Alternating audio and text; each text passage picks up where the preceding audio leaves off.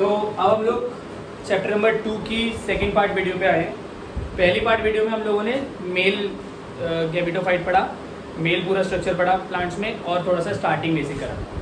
इस पार्ट में बहुत शॉर्ट रखते हुए हम सिर्फ और सिर्फ फीमेल गैमेटोफाइट के बारे में बात करेंगे और उसके बारे में पूरा पूरा हिसाब देखेंगे कैसे कैसे फीमेल गैमेटोफाइट में हमें क्या क्या पढ़ना है।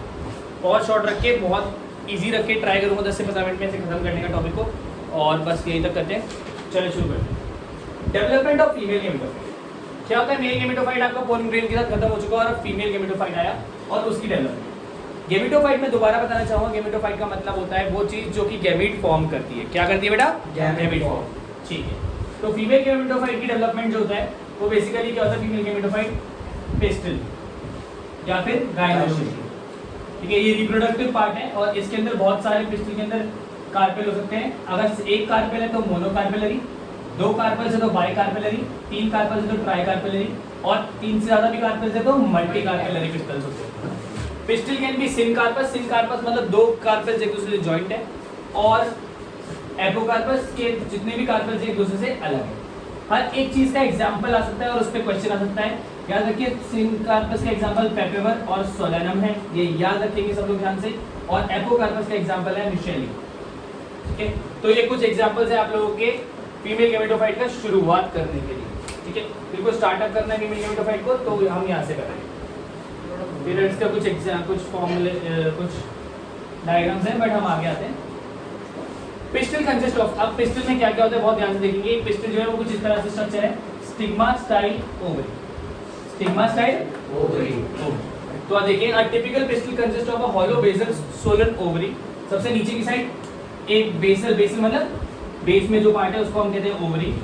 इलोंगेटेड पूरी line style and a terminal stigma. जो स्टार्टिंग वाला जो लैंडिंग प्लेटफॉर्म है, पोलन ग्रेन आके कहाँ जुड़ेगा? पोलन ग्रेन आके जुड़ेगा स्टिग्मा पे। स्टिग्मा पे जुड़ेगा, पोलन ग्रेन उसके थ्रू फिर स्टाइल के थ्रू जाएगा और सीधा ओवरी के अंदर जाएगा। किसके अंदर जाएगा बेटा? ओवरी। ठीक है, वो inside the ovary the in the is the ovarian cavity. Ovary के अंदर ओवेरियन कैविटी है, लोक्यूल है, जिसके अंदर आपका प्लेसेंटा होता है। क्या होता है? प्लेसेंटा। प्लेसेंटा में ह्यूमंस में किसमें होता है? वो न्यूट्रिशन प्रोवाइड मदर और बेबी है ना, ऐसे कुछ यहाँ पे भी काम है। मेगास्पोरेंजिया मतलब ओव्यूल्स। मेगास्पोरेंजिया मतलब ये प्लेसेंटा से बनते हैं, फॉर्म करते हैं। ठीक है, स्ट्रक्चर ऑफ मेगास्पोरेंजियम ओव्यूल। आपको याद होगा माइक्रोस्पोरेंजियम था, ये है मेगास्पोरेंजियम। वो माइक्रोस्पोर प्रोड्यूस करने वाली चीज थी, ये है मेगास्पोर प्रोड्यूस करने। The ovule is an integumented megasporangium within which the meiosis of and megaspore formation takes place. Basically ovule के अंदर megaspore formation होती है, megaspore बनते हैं। ठीक है, it is attached to a placenta by means of a stalk called funicle. Question आ जाएगा, placenta और megaspore ovule एक दूसरे से कैसे जुड़ते हैं? placenta और ovule एक दूसरे से जुड़ते हैं via funicle, via funicle। आपकी बुक में यही वाला डायग्राम है बट उल्टा बना हुआ है। ठीक है, और उसमें ग्रीन कलर का डायग्राम है, उसमें इंपॉर्टेंट है, वो डायग्राम बहुत जरूरी है। ऐसे भी कर सकते हो, आपकी मर्जी है, दोनों में से कोई भी। इस चैप्टर को डायग्राम के साथ करेंगे वरना आप लोगों के लिए बहुत बहुत इश्यूज हो जाएंगे। ये चैप्टर बहुत इंपॉर्टेंट है आपके बोर्ड के हिसाब से। ठीक है, तो फनिकल से क्या क्या जुड़ता है? आपका प्लेसेंटा और ovule. It develops into a seed after fertilization. Ovule आगे जाके सीड बनता है। The junction between the ovule and funicle. Funicle और ओव्यूल को चीज जो चीज जोड़ती है उसे हम कहते हैं हाइलम। उसे कहते हैं हाइलम। ठीक है, और ये हाइलम बाद में आके एक स्कार बन जाता है आपके सीड पे। स्कार मतलब एक छोटा सा पॉइंट सा बन जाता है जो ऐसे के ऐसे ही रह जाता है। तो फनिकल को और ओव्यूल को जो जोड़ता है, जो जंक्शन होता है, उसे हम क्या कहते हैं? हाइलम। ठीक है, इसके अलावा each ovule has 1 or 2 protective envelopes called integuments. Ovule के ऊपर वाली जो कवरिंग है उसे हम इंटेगुमेंट्स कहते हैं। जो बाहर वाली कवरिंग होगी उसे हम आउटर इंटेगुमेंट कहेंगे। जो अंदर वाली कवरिंग होगी उसे इनर इंटेगुमेंट करेंगे। मेल वाले में क्या था? Epidermis, epidermis, endothecium, middle layer और टैपेटा। तो जैसे उसमें क्या बोलते हैं, आपका मेल में आपके पास क्या क्या था? एपिडर्मिस, एंडोथीसियम और मिडिल लेयर। वैसे ही यहाँ पे आपके पास इंटेगुमेंट्स है। टैपेटम वहाँ पे क्या कर रहा था? टैपेटम वहाँ पे क्या कर रहा था? नरिशमेंट दे रहा था। यहाँ पे नरिशमेंट के लिए आपके पास है न्यू सेल्स। क्या है? तो बाहर की जो लेयर्स है वो इंटेग्यूमेंट्स हैं और अंदर वाली जो लेयर जो नरिशमेंट दे रही है वो क्या है, न्यूसेल्स। इसके अलावा इसमें दो ओपनिंग्स हैं, दो पार्ट्स हैं। जो ऊपर वाला पार्ट है जो मेजर वाला, जहाँ से जगह खाली है, वो साइड जो है वो आपका माइक्रोपाइल है, और जो दूसरा वाला साइड है वो उसका हम कहते हैं चेलाइजल। क्या कहते हैं, चेलाइजल। इसके अलावा इसके अंदर एक एम्ब्रियो सैक है जिसे फीमेल गेमेटोफाइट भी कहते हैं, और ये जो है वो मेगास्पोर बनाता है। क्या बनाता है, मेगास्पोर। तो इसकी बेसिकली बात करेंगे हम लोग, और किसी चीज की बात नहीं करेंगे। मेजरली हम बात इस सिर्फ यहाँ पे कर रहे हैं। आ जाते हैं मेगास्पोरोजेनेसिस। इस पे megasporogenesis, the process of formation of megaspore from megaspore mother cell और MMC is called megasporogenesis. Megaspore mother cell से मेगास्पोर बनाने की जो फॉर्मेशन है उसे हम कहते हैं मेगास्पोरोजेनेसिस। ये प्रोसेस जो होती है वो मियोसिस से होती है। किससे होती है, मियोसिस से। बेसिकली क्या होता है कि न्यूसेलस के अंदर ओव्यूल होता है, और इनसाइड द न्यूसेलस ओव्यूल होता है, और यहाँ ये बहुत अर्ली स्टेज पे शुरू हो जाता है काम। एमएमसी जो होता है उसे हम कहते हैं मेगास्पोर मदर सेल। तो बेसिकली एक सेल होता है, एक सेल डिवाइड करता है दो सेल्स में, और दो सेल फर्दर डिवाइड करते हैं। ये 2n होता है, इसका मियोसिस 1 होती है, मियोसिस 1 के बाद ये बन जाता है n और n, और फिर मियोसिस 2 होती है और ये बन जाता है n n n। ये चारों साथ मिलके एक साथ बनाते हैं मेगास्पोर टेट्रा। क्या बनाते हैं, मेगास्पोर टेट्रा। अगर आपको याद हो तो माइक्रोस्पोर भी टेट्राड बना था, पर फिर वो थोड़ी देर के बाद डिहाइसेंस के टाइम पे जब पूरा का पूरा एंथर ड्राई हो जाता है तो वो चारों अलग हो जाते हैं।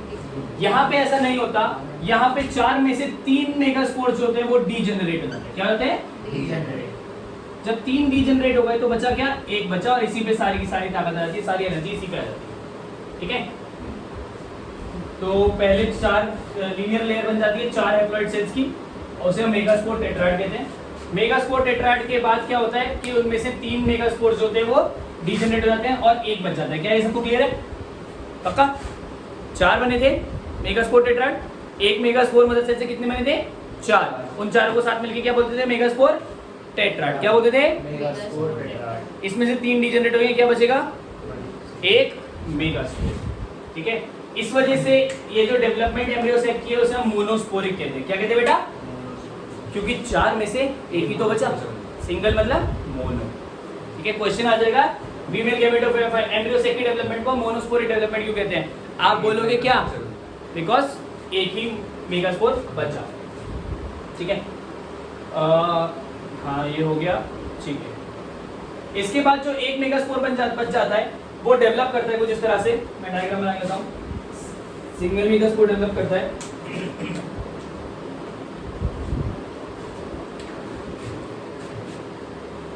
इसके अंदर पहले 2 सेल, 2 से 4, 4 से 8 सेल।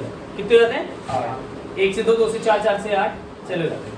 अब ये 8 सेल जब हो जाते हैं, ये कुछ इस तरह से होते हैं कि 3 सेल नीचे चले जाते हैं, 3 सेल ऊपर चले जाते हैं, और 3 सेल बीच में चले जाते हैं।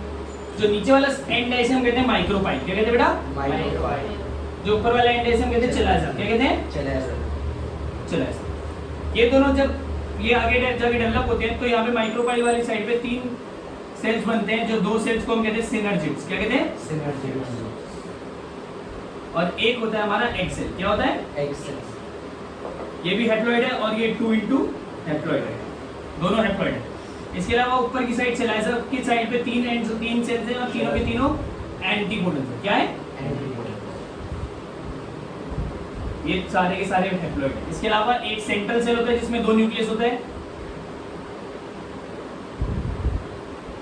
और ये डाइप्लॉइड होता है। क्या होता है, 8 थे ना, 3 6 और 2 8, ये दोनों एक साथ जुड़ गए, ये एक सेल बन गया, बाकी ये सारे सेल बन गए। इसके अलावा यहाँ पे एंट्री ऑफ पोलन ग्रेन जो होता है, उस जब पोलन ग्रेन एंट्री करेगा तो उसके लिए उसको डायरेक्शन देने के लिए एक जगह होती है, चीज होती है, उसे हम कहते हैं फिलीफॉर्म apparatus। सबको क्लियर है, ये एंट्री को गाइड करता है ना पॉलिन। हाँ, बेसिकली ये एंट्री और डायरेक्शन प्रोवाइड करता है पोलन ग्रेन की कहाँ जाए।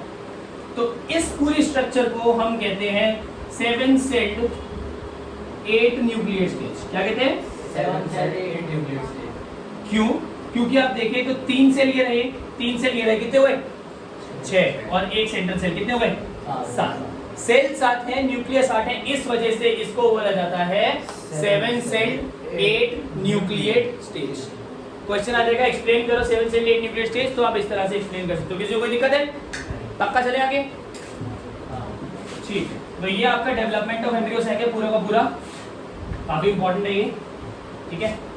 और आ जाता है ना बनाने को। आप बनाने को आ सकता है, ये पूरा है वो फिगर 2 से 4, 4 से 8 ये डेवलप हुआ, ये लास्ट में आ गया, ठीक है। हाँ 7 सेल 8 न्यूक्लिएट स्टेज। तो 3 cells of the chalaza are called antipodals. Large बीच वाले सेल को हम कहते हैं 2 न्यूक्लियर से बना है, इसको हम कहते हैं सेंटर सेल। और ऊपर उधर लिखा नीचे लिखा है कि इधर 2 सिनर्जिड्स एक सेल।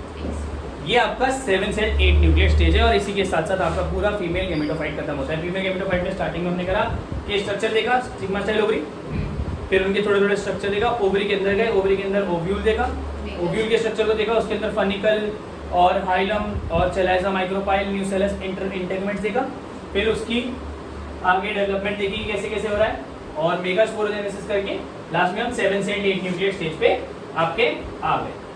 नेक्स्ट वीडियो में हम करेंगे पॉलिनेशन। यहाँ तक की ये वीडियो है part number 2। Thank you so much.